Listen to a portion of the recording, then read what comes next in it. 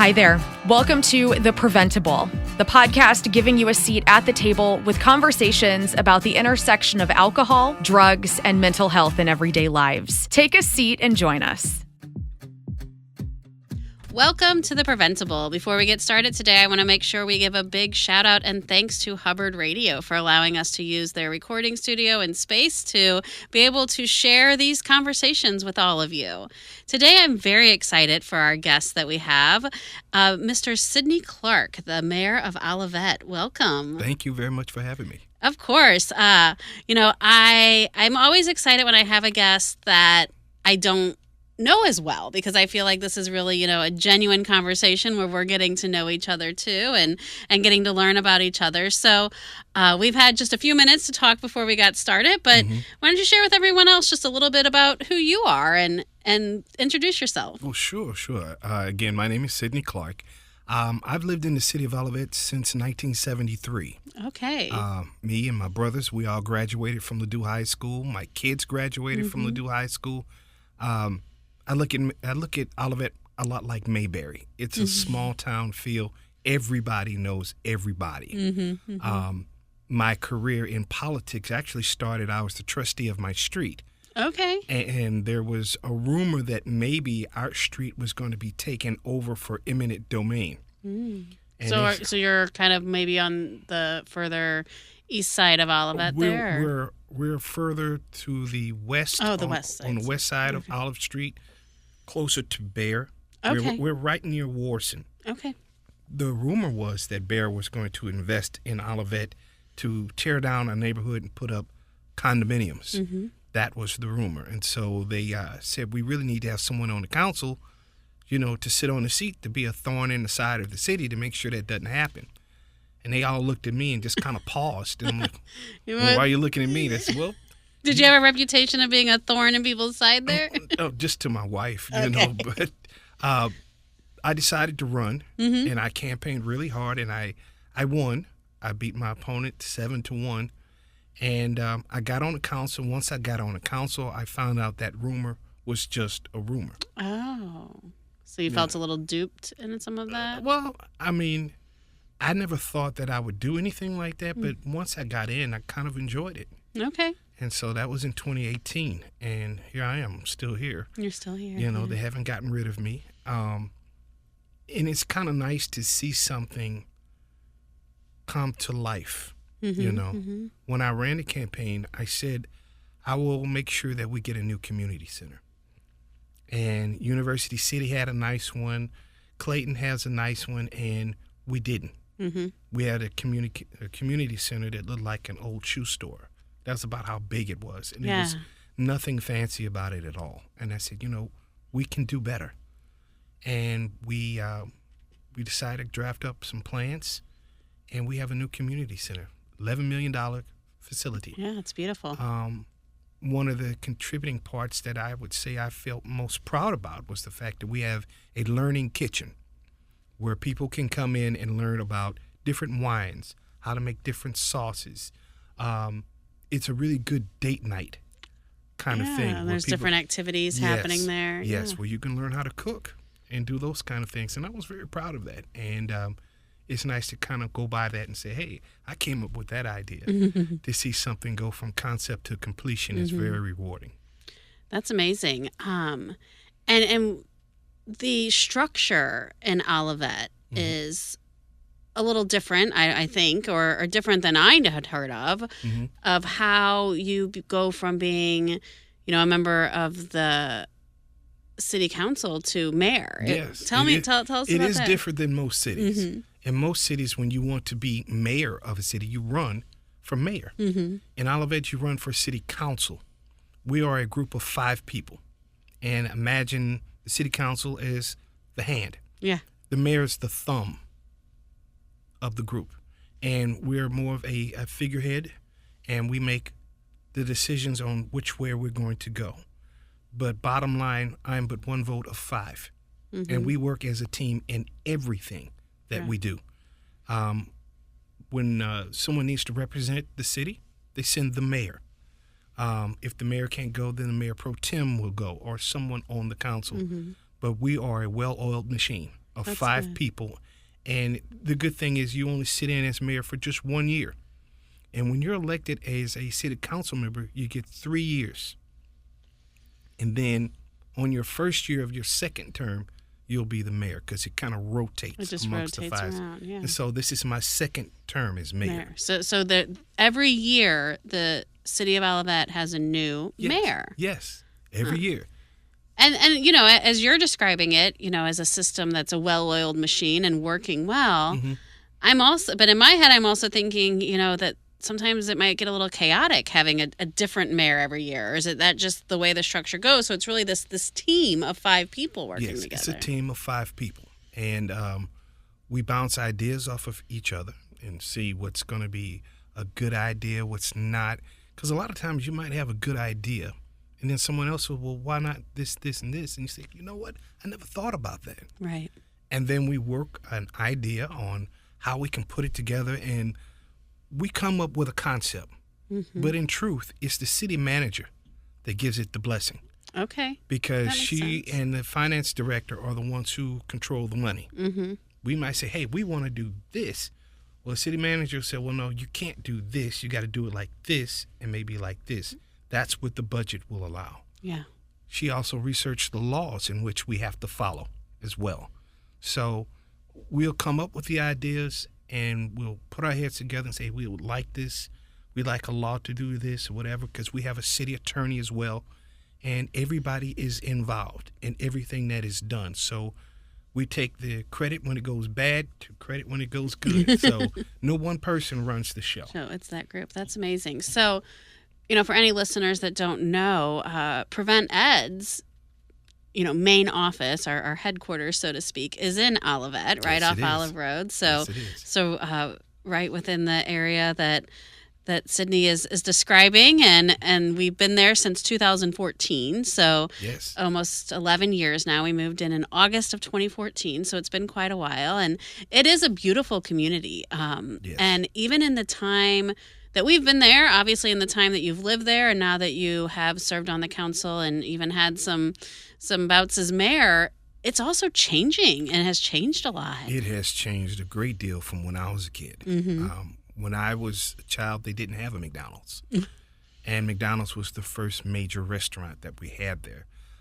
We used to have a national food store. Oh, really? Yes, that's where the Party City used to be. That was a national food store. And then they had another family-owned grocery store called Flotkins. And this was early 70s, and they had just closed when we moved in. But Flotkins is where the diamond store is, Shanko. Yeah, a little further. Yeah, across the street there. That used to be a grocery store.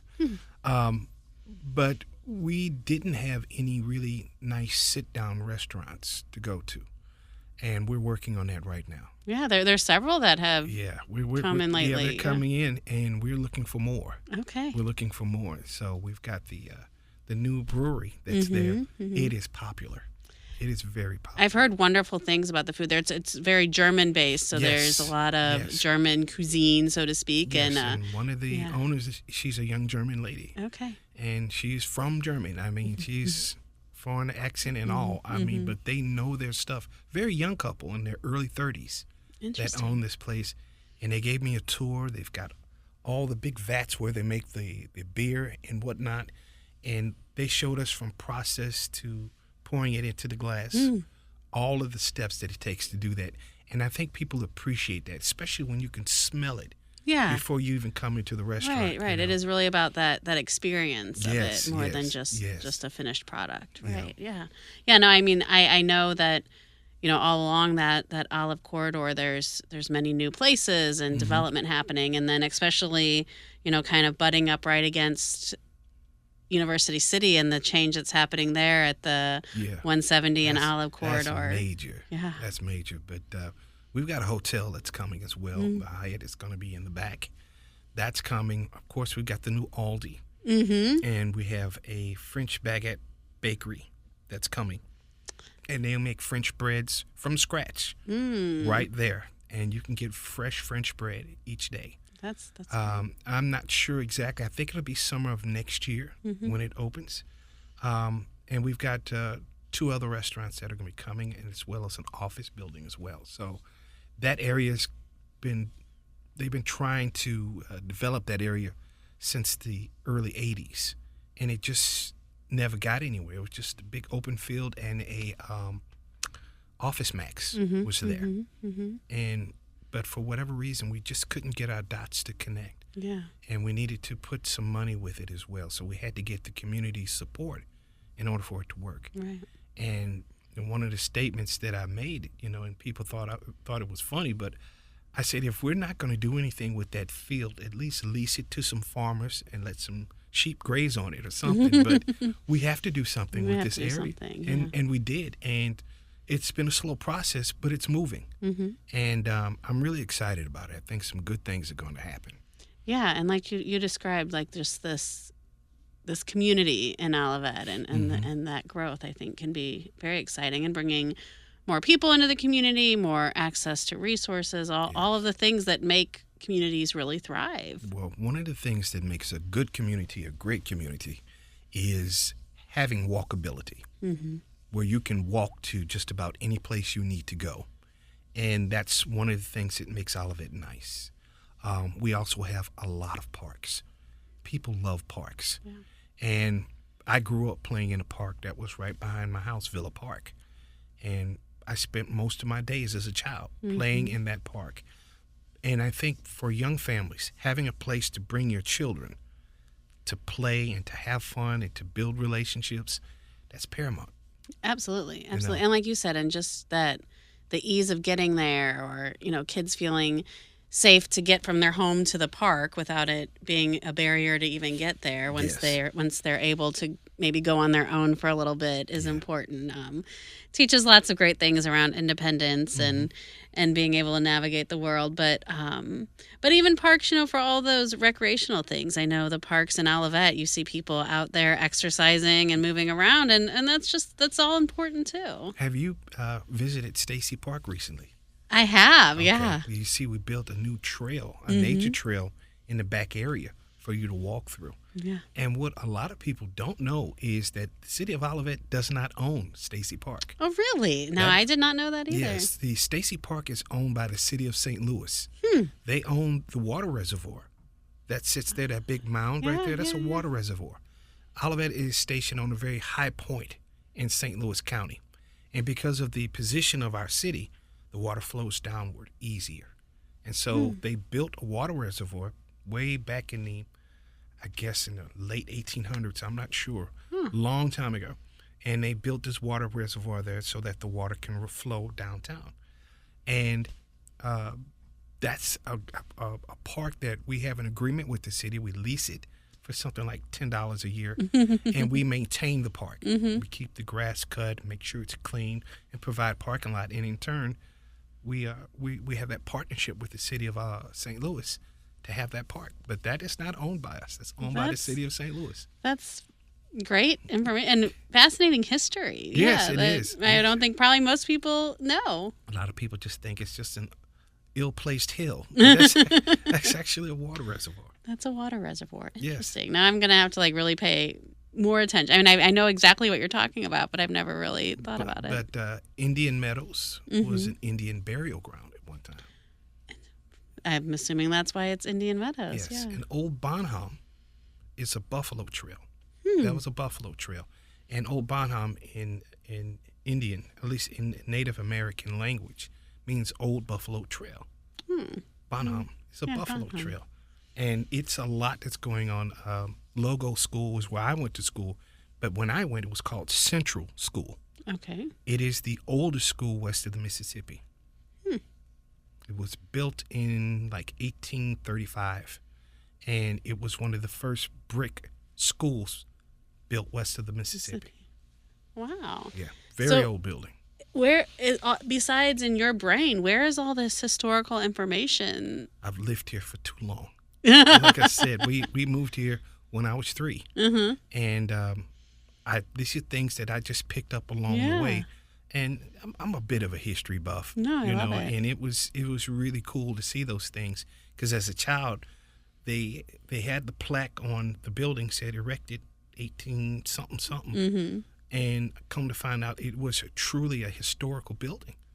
And then we talked about the Buffalo Trail and all that. And again, we have a lot of citizens in this area, in the city of Olivette, that are very knowledgeable about their city. Yeah. That's really cool.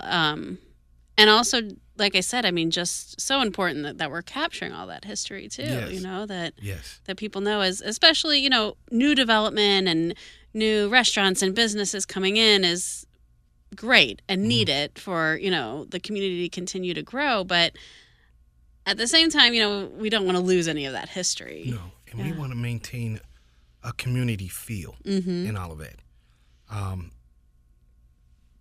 When you talk with people, you've heard of 6 degrees of separation. In Olivette, it's probably about 3.5. You know, because you could talk to anybody and in a few minutes, oh yeah, I know them, or I know them.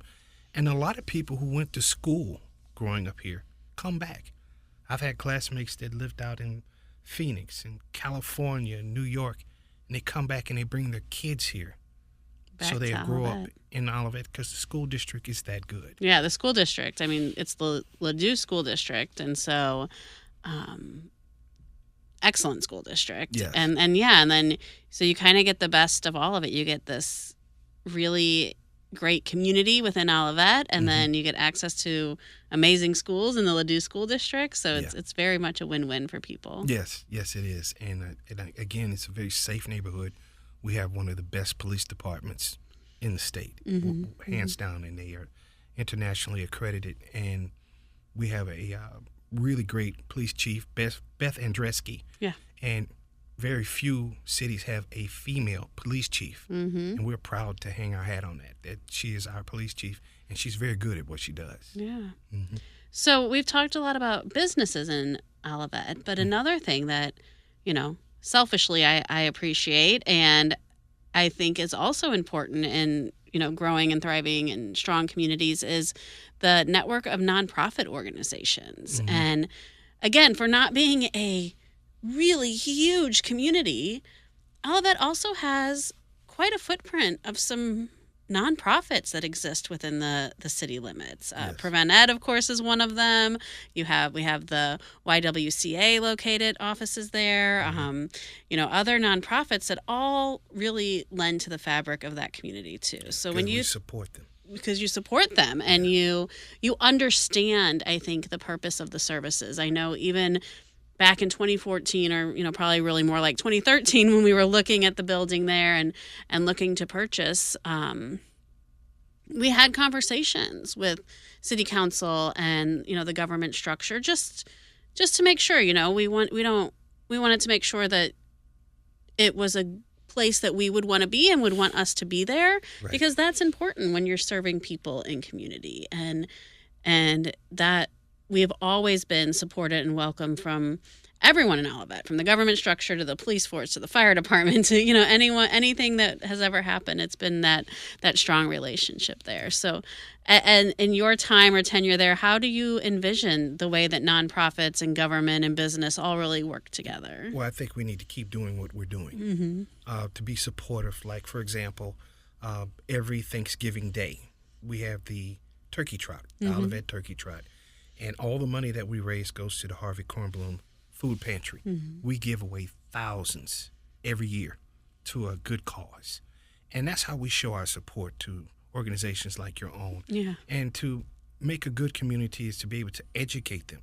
For example, with the drug and alcohol abuse, part of being proactive is to be in a position where you're educating people. Absolutely. So they can identify the signs of it. These kind of problems are in every family. Every family. Nobody's exempt to it. And if you want to combat it, you have to know about it and face it head on. And, you have to face those things kind of head on. But it's one of those things with young people when they realize they have a problem is to be able to come forward without being judged. Absolutely, yes. You know, to be able to come forward without being judged and find a safe place to say, hey, I've got a problem. I need some help. I don't want to tell my mom or dad. and also to teach the families to be supportive during this time, because they're not criminals. No, not at all. They're not criminals. And I think, unfortunately, in our country, we look at people who have drug problems as someone who was stupid for doing it in the first place. And with young people, peer pressure is horrible. And even the smartest kid might think, well, I can try it and get away with it. Not everybody. No, not everybody. And it's so, as you said, I mean, it can happen to anyone, anywhere. Yes. And it's not something that's shameful. And, you know, strategically, part of our move into the building that we're in Olivette was that visibility. And I've been with the organization for almost 18 years. And so I was there during the move too. And it's amazing how something as simple, previously we were, you know, in an office building kind of tucked away in Brentwood, and it was fine. We were just outgrowing the space, but we also strategically, knowing that we were moving, were seeking some more visibility. Yes. And since we've moved to that location on Olive, and we know Olive has a decent amount of traffic and people driving through every day, to even that level of comfort when you say, well, we're at Prevent+Ed, or Prevent+Ed is here for you, and people say, oh, I've seen that sign on Olive. Yeah, always I recognize that. Yeah, yes. I wondered what that is. Or, oh, I know where your office is. It just gives that extra level of familiarity and comfort that makes people like, oh, I can go there, instead of saying, well, I don't know what that is, or I don't know where that is. And so I think that just opens another door. And then, like you said, people need those resources when people have questions, or they might be struggling or having some difficulties with substances. They need somewhere to go, and Prevent+Ed can really be that place. Yes, and I think that's wonderful, because I think what you guys are providing is education. Absolutely. People can't support what they don't know about, or how to support if they're not educated about these things. You know, the support of the family, a safe place to go, and to give them the peace of mind of knowing you're not going to be judged. Right. You know, a lot of people don't reach out for help because they're afraid of what people will think. And that in itself can be detrimental. Yeah, because no one wants to be judged. That's never a good feeling for anybody. No. You're right on. Well, so you're about halfway through this term as mayor. Yes. So what are you most excited for in 2025 as the mayor in Olivette? To finish the Olivette crossing. Olive crossing. Yeah. I want to see it complete. We've been working on this for a very long time. And I'd like to see it completed before my term ends. My term ends in 27. Okay. Yeah. So my term as mayor ends in 26, and then my council position ends in 27. Gotcha. And that's going to be it for me. That's it? Are you sure? I might try something a little higher up on the scale. Okay. I'm not sure. Okay. I'm not sure that yet. Could be very exciting. You know, because I have a family. I've got, even though my kids are grown, I still am offering guidance to my grown kids, you know, and I've been under contract with my wife for about 28 years now. I say under contract when you're married. So. I knew what you meant. I know what you meant. Yeah, but I'm proud of that as well. So you should be. Yes, she's been very good to me. Okay. But I am excited about the growth that we're doing. I want it to grow slowly. I don't want to intentionally. I think. With intention, yes, and to do it so it doesn't feel overwhelming. Some communities grow so fast that it just becomes overwhelming, and you lose that peacefulness of being in your backyard because you've got all that noise. Yeah. I can sit in my backyard even though I'm about 500 yards from Olive Street. It's still quiet because in Olivette, by 9 o'clock, everything is shut down. Right. I like it that way. Yeah, because it gives that, because then people, it's part of that community feel, right? Yeah. And so our park, Stacy Park, has been awarded for a dark zone, is what they call it, for people who like to look at the stars. So it's very few that you have these urban areas like ours that has a spot where it's dark enough where you can actually gaze into the stars with telescopes. And we were given an award for that. So yeah. So much great information. Yeah. It's a great place to live. It is. It's a great place to live, a great place to work. Well, thank you for joining us today on The Preventable. Oh, before we go, I said before we joined all of our listeners, you also shared that you used to work in radio. Yes, I did. And Yes, I you did. gave me a good radio voice as we Yes, were I did. testing mics. Let's share it with everyone. Well, let's see. Thank you for joining us during this radio broadcast. My name is Sidney Clark. I am the mayor of the city of Olivette, and I'm proud to join you right here on this podcast. That is my sample for the day. Thank you very much. Oh, that was it? was excellent. I love it. I love a good radio voice. Well, we might have to have you back to maybe if we ever have to re-record our intro to the podcast or anything like That's that. fine. I'll be glad to do it for you at no charge. Oh, I appreciate that. Yes. Well, thank you all for joining us again today on The Preventable. Thank you, Sidney, for being here. It's been great to get to This know was you a lot of fun. and This hear is about the highlight all of of it. the week. I had a lot of fun. Oh, well, good. And if you've liked what you've heard and you'd like to hear more, please subscribe to The Preventable at anywhere you access your podcast. Thanks again to Hubbard for their studio space, and we'll see you next time. Thanks for joining us at The Preventable, brought to you ad-free by Prevent+Ed. Prevent+Ed works to reduce or prevent the harms of alcohol and other drug use through education, intervention, and advocacy. Please visit their website at prevented.org. Like what you heard? Rate, review, and subscribe to stay up to date with what we are serving on The Preventable.